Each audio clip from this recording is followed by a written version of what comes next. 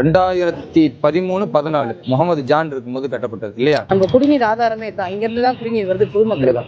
ஆமா, இதுக்கு ஒரு 10 அடி தூரம் இருக்குமா? அன்பு தமிழ் நெஞ்சங்களுக்கு வணக்கம். நான் உங்கள் வேலூர் பிராஜ். இன்றைக்கு ராணிப்பேட்டை சட்டமன்ற தொகுதியில ராணிப்பேட்டை ஆற்காடு இரண்டுக்கும் மத்தியில பாலாறு பிரிட்ஜுக்கு பக்கத்துல நான் நிக்கிறேங்க. இங்க எனக்கு பின்னால இருக்கிறது ஒரு டாஸ்மாக் சாராய கடை. தமிழக மக்களுடைய, குறிப்பாக தமிழக பெண்களின் தாலிகளை அறுப்பதற்கு இந்த சாராய கடை எவ்வளவு உதவுது என்பதை தாலிகளை அறுபட்ட என்னுடைய சகோதரிகள், இன்னும் சொல்ல போனால் கனிமொழி அவருடைய பாஷையில தமிழகத்தில் தான் விதவை பெண்கள் அதிகம்னு சொன்னாங்கல்ல, அப்படிப்பட்ட கொடூரம் நடப்பதற்கு காரணமான இந்த சாராய கடை இது எங்க இருக்கு அப்படின்னு பாத்தீங்கன்னா, இங்க இருக்கிற நேஷனல் ஹைவே ஜஸ்ட் இங்க இருந்து ஒரு 10 அடி தூரம் கூட கிடையாது. இந்த 10 அடி தூரத்தில் இருக்கிற நேஷனல் ஹைவேக்கு பக்கத்துல இந்த சாராய கடை நடக்குது.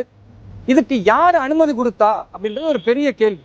ஏன்னா நேஷனல் ஹைவே ஒட்டி ஒரு 200 மீட்டர் தூரத்துல தான் சாராய கடை இருக்கணும் அப்படின்னா, இங்க வெறும் 10 அடி தூரத்துல சாராயத்தை குடிச்சிட்டு அப்படியே வாகனம் ஓட்டிட்டு போறவங்க எல்லாம் விபத்துக்களை ஏற்படுத்துகிறார்கள். இன்றைக்கு தமிழகம் தான் பாரதத்தில் தேசிய அளவுல நம்பர் 1 இடம். ஐயா ஸ்டாலின் அவர்கள் சொன்னார்ல, நம்பர் 1. அது எதுல தெரியுமா? விபத்துல நம்பர் 1. அது ஏன் விபத்து நடக்குதுன்னா, இப்படி சாராய கடைகள் ஐயா ஸ்டாலின் அவர்கள் நடத்துறதுனால இந்த விபத்து நடந்து கொண்டிருக்கிறது. அப்போ அரசனுடைய சட்டத்தையும் அவர்களே போட்டு அந்த சட்டத்தை மீறும் வகையில சாராய கடையை மெயின் ரோட்ல நேஷனல் ஹைவேல வச்சு விற்பனை செய்கிறார்கள் என்றால் எவ்வளவு பெரிய கொடுமைன்றதை நீங்க பார்க்கணும். ரெண்டாவது, இப்ப நான் நிற்கிற இடத்தை இந்த சாராய கடையை தாண்டி தான் வீரபத்ரன் கோவில் இருக்கிறது. அதே மாதிரி நீங்க பாத்தீங்கன்னா முனீஸ்வரன் கோவில் இருக்கிறது. இப்படி ஒவ்வொரு கோவில்கள் இருக்கக்கூடிய பகுதி தான் இந்த சாராய கடை பக்கத்துல இருக்கு. பெண்கள் வந்தாங்கன்னா இங்க குடிச்சிட்டு ஆட்டம் போடுவதும் பெண்களை சீண்டுவதும் தொடர்ந்து நடந்து கொண்டிருக்கிறது. இது சம்பந்தமாக காவல் நிலையத்தில் பல நேரங்கள்ல பாதிக்கப்பட்டவர்கள் புகார் கொடுத்து கூட அந்த புகார் எடுக்கப்படல. ஏன்னா இந்த சட்டமன்றத்தினுடைய தொகுதி அமைச்சர் யாரு? ஆர் காந்தி அவர்கள். அவர் எப்படி ஜெயிக்கிறாரு? ஒவ்வொரு முறையும் பணத்தை கொடுத்து ஜெயிக்கிறாரு. எப்படி பணம் வருது? இந்த சாராயத்தை வித்தா பணம் வரும். இவ்வளவுதான், ரொம்ப சிம்பிள். அப்ப திமுக ஆட்சியை பொறுத்த வரைக்கும் பெண்கள்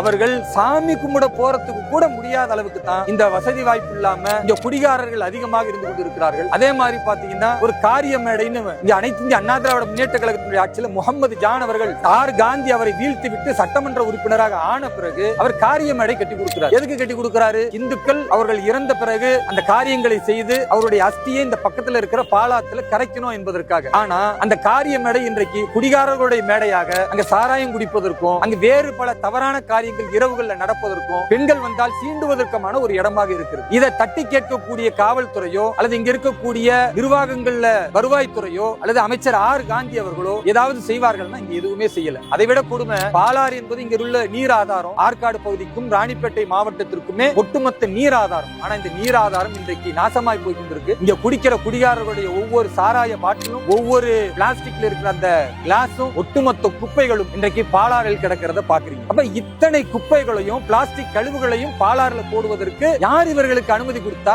ஏன் இதை நகராட்சி நிர்வாகம் சரி செய்யல? அப்ப நீராதாரத்தை நாசம் செய்த அடுத்த சந்ததிகளை பற்றி அக்கறை இல்லாத ஒரு ஆட்சியாக திமுகவும் அமைச்சர் ஆர் காந்தியும் இருக்கிறார் என்றால் இந்த கொடுமையை, இந்த கேவலமான நிகழ்வை தட்டி கேட்பதற்கு ராணிப்பேட்டை சட்டமன்ற தொகுதியில் உள்ள மக்கள் மட்டுமல்ல, தமிழகத்தில் உள்ள மக்கள் எல்லாம் நீங்கள் தயாராக வேண்டும். என வரக்கூடிய 2026 தேர்தல் என்பது மக்களை சாராய போதையிலும் மக்களை பயமுறுத்தியும் அதே போன்று ஊழலை செய்து அதை மறைப்பதற்கு ஊடகங்கள்ல பல விளம்பரங்களை காட்டி ஏமாற்றக்கூடிய திமுக ஆட்சியும் ராணிப்பேட்டையில் இருக்கக்கூடிய ஊழலின் ஒட்டுமொத்த உருவமாக இருக்கிற திரு ஆர் காந்தி போன்றவர்களையும் முடிவுக்கு கொண்டு வர வேண்டும் என்றால் நாம் கரம் கோர்ப்போம்.